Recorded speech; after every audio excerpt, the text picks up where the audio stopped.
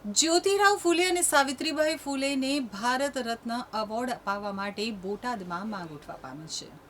બોટાદ જિલ્લામાં માળી સમાજના જ્ઞાતિબંધુઓ દ્વારા સમાજ સુધારક મહાનુભાવો મહાત્મા જ્યોતિરાવ ફૂલે અને સાવિત્રીબાઈ ફૂલેને ભારતનો સર્વોચ્ચ નાગરિક સન્માન ભારત રત્ન અપાવવા માટે માંગ ઉઠવા પામી છે। આ અંગે બોટાદ જિલ્લા કલેક્ટરશ્રીને સંબોધી અને આવેદનપત્ર આપવામાં આવ્યું છે।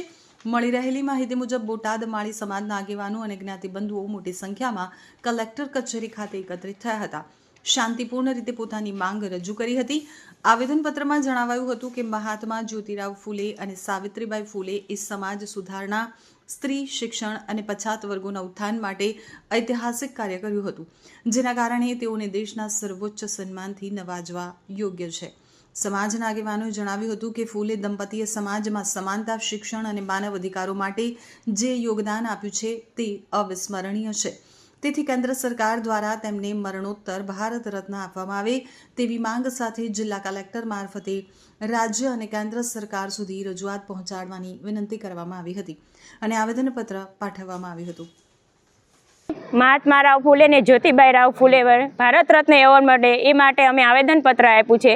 તે મહિલા એક સમાજના એવા નાગરિક હતા જેમને શિક્ષણ પ્રત્યે બહુ જ મોટું યોગદાન આપ્યું છે અને અમારા સમાજની અને બીજા સમાજની પણ શિક્ષણ પ્રત્યે બહુ જ યોગદાન આપ્યું છે। એના માટે એમને ભારત રત્ન એવોર્ડ મળે એવી અમારી માંગ છે। ખાસ કરીને આજે આવેદનપત્ર દેવામાં આવ્યું છે કે જ્યોતિરાવ ફૂલે અને સાવિત્રીબા ફૂલે વિશે અખંડ ભારતના શૈક્ષણિય અને સમરસતા જે લાવવાવાળા અખંડ ભારતના એવા ઘડવૈયા, જેને બાબા સાહેબ આંબેડકર પણ ગુરુનો સન્માન દેતા હતા, એવા જ્યોતિરાવ ફૂલેને અમે ભારત રત્નનો સન્માન મળે એવી અમારી માંગ છે।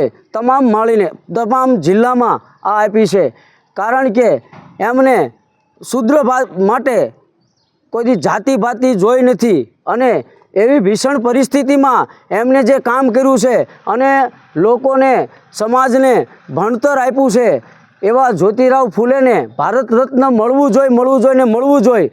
કારણ કે ભારતના ઘડવૈયા તરીકે જે તે સમયમાં જ્યોતિરાવ ફૂલે પ્રથમ હતા, ત્યારે અમે માળી સમાજની એક જ માંગ છે કે જ્યોતિરાવ ફૂલેને ભારત રત્ન સન્માન મળે એ જ અમારી માંગ છે। જય જય જ્યોતિરાવ, જય જય જ્યોતિરાવ।